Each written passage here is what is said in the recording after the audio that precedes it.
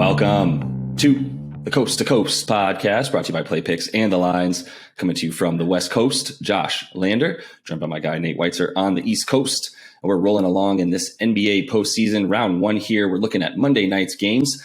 We are taking a look starting with the first game of that day here on Monday. We got the Raptors headed back to Philly where they've been playing the 76ers again after a pretty good routing there in game one. We'll take a look at some of the best bets and player props in here for you. We do know a couple key guys missing for the Raptors, so make sure you are on thelines.com checking out who's going to be in and out of those lineups all the way up until game time.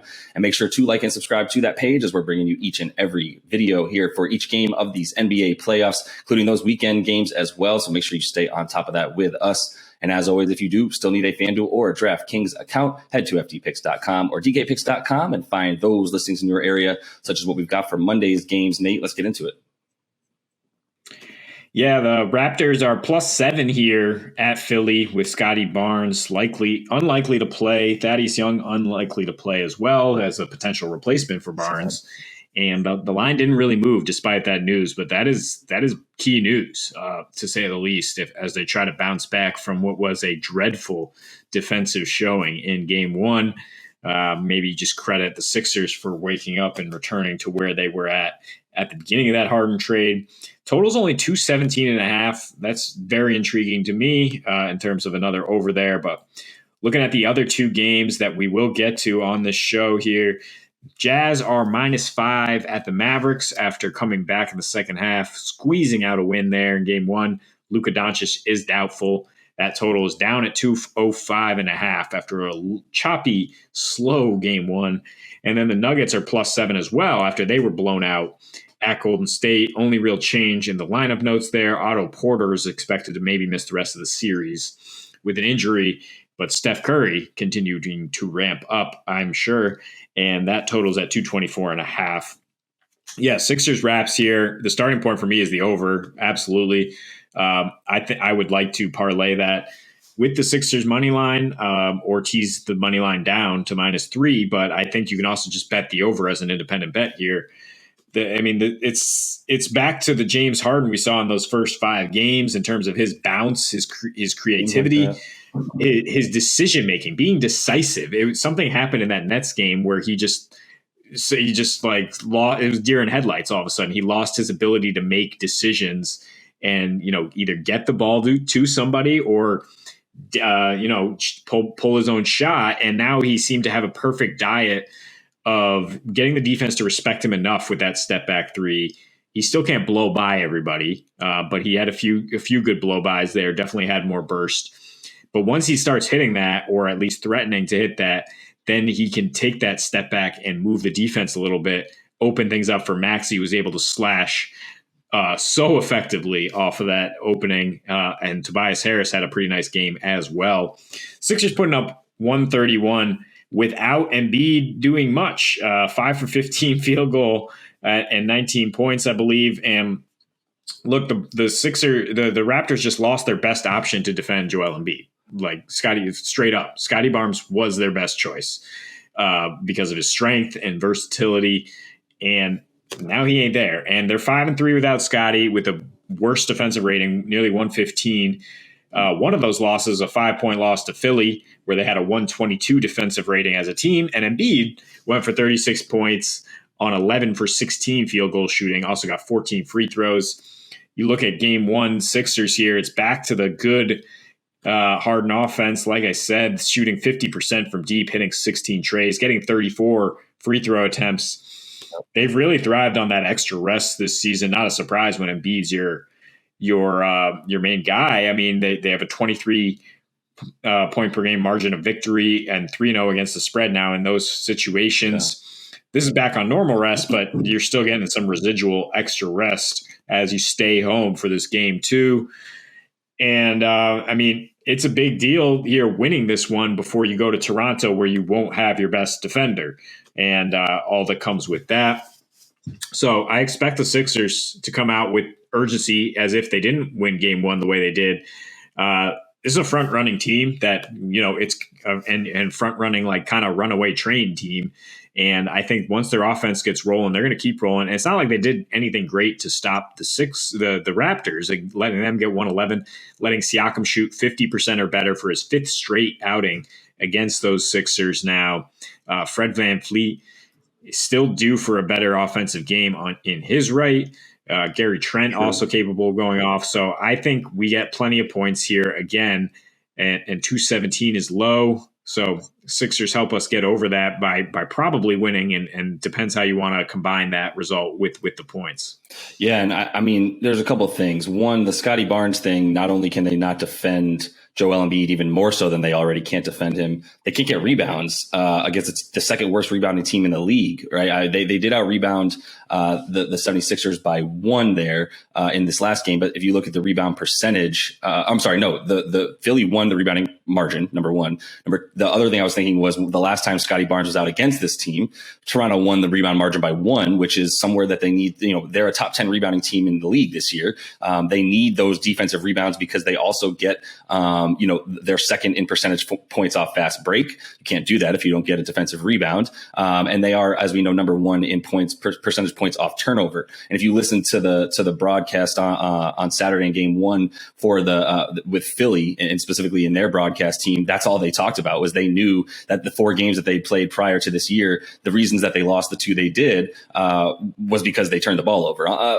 Joel missed 1, but either way, they also turned the ball over a lot more in those games, giving up those fast break transition points to Toronto, who just has an absolutely putrid half-court offense. There's just a bunch of guys running around, getting in each other's ways. There was more than times than I could count. There was 2 guys coming and setting a screen on the same guy from opposite sides, doing absolutely nothing, just converging on each other, leading to a terrible runner in the lane from someone like Gary Trent or Fred VanVleet that just couldn't get good shots off. And I think that'll continue to be the case. I mean, Philly didn't really play that great a defense. Their defensive rating was 122 as Toronto was, put up the 122 offensive rating. And there was a ton of open shots that they were giving up, to be honest. And Toronto just wasn't hitting those deeper open shots. But once they get into the lane, then Philly's defense just collapses on them. And as we mentioned, if Joel is going to be able to just stand down there with no resistance to get those rebounds, then they're going to be in huge trouble. So yeah, Scotty Barnes going out isn't like it's like the nail in it is the nail in the coffin, which was already pretty much shut in a lot of people's opinion, including my own. I think Game 1 proved to us that if Philly doesn't beat themselves and they win this game, I mean, their true shooting percentage was outrageous. You look at Tobias Harris, that's a starting point for me. Obviously, Maxey went bananas. He had an 81% true shooting percentage. And Tobias, though, was the difference, because when Tobias Harris came out in the third quarter, after Maxey, sat after he went off for a bit, Tobias Harris came out and just picked up right where Maxey left off. And I don't think Maxey's going to go unconscious the way he did, but if they're going to win with Embiid shooting 48% in terms of his true shooting percentage, 5 of 15 from the field, 18 points, and they're still going to win by double digits like that, what's the recipe for victory here for Toronto? There is none. I mean, they're really just gonna have to rely on Philly to turn the ball over on like 30% of their possessions, or just brick even more so than they did. 50% from 3 for Philly is unreasonable if you're trying to stop them in any way, shape, or form. I think Philly's kind of showing that they are ready for these playoffs. What you look at with Harden is he's going to the rim, right? And as long as he's going downhill or shooting those threes, then you feel pretty good about it. And the eye test there is, how did he look going to the rim, right? And he did look like he had a little bit more spunk in that step than he's had since last playoffs, where we've been talking about him having a hamstring injury since then. So I don't know what the recipe is here for Toronto. I do think 10 points might scare you a little bit, I think, but at the end of the day, this is one where if Toronto's going to come out playing for their playoff lives and just come out completely pulling threes and hitting those threes in the first half, fine. Then I would just wait for a live betting moment to get that spread even down to like 5 or 6 if Toronto's going to take a good lead. But they're going to have to go up by a bunch to even get that spread close for Philly to have them that short. So I think really you're just looking at different ways to combine bets here to make sure you get a Philly win. And I'm not personally too terrified of 7 points, which I think by the time people are watching this video could even be bet up a bit. Yeah, I mean, what do you got, Nick Nurse? Like you said, they didn't force any turnovers, 3 turnovers in that entire game. He's got to make some adjustments in some ways to deal with what Harden and Maxey were able to do. But you hope Doc Rivers playoff disaster as he's been, can stay one step ahead and make this an Embiid focused game plan. I really do like the big man to come out, and I mean his points prop at 32.5 is pretty insane, but I think there is some value in finding that, as well as the player performance doubles you can get for double and a win again near.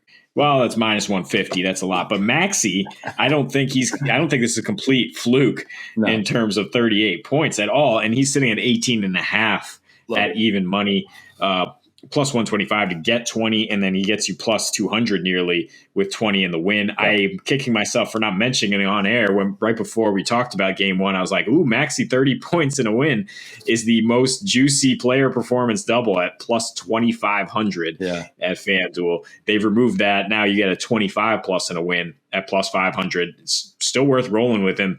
Look, the kid's a star, and he's exactly the kind of trouble that the Raptors can get into by playing five guys who are 6'9". I mean, yes, you have Fred VanVleet out there, but when you get those switches, quicker guys can still burn you if you're trying to play that kind of uniform size across the field. So I think Maxey's going to have a very good series. I think he's a big reason why Philly's going to stay on pace here offensively.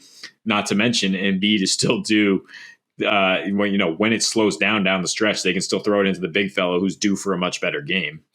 Exactly. Yeah. And I think, there's a couple guys even on Toronto, especially, Gary Trent, that you could consider guys that need to have a much bigger game. They need that extra bit of 3-point shooting. And I would say, OG, Pascal, Fred VanVleet, those three guys did their jobs for the most part, especially on the offensive end there, scoring. And for Fred VanVleet, diming and controlling the offense. Pascal, we call it, is going to continue to get his points and rebounds and assists, to be honest with you, as he's kind of a matchup problem for anybody on the Raptors, especially if Matisse Thybulle is not going to be guarding him and guarding others. He's going to continue to eat Tobias Harris and Danny Green alive, is Pascal. So you can continue to look there, but even if Gary Trent comes in and plays a lot better and scores 15 more points, this is still a losing effort for Toronto. And without Scotty Barnes right now, it's just, even Thad Young, you mentioned on the defensive end, that's really what this comes down to. I think Toronto can continue to score, especially if Gary Trent kind of regresses back to the mean after a really, really bad game there in game one.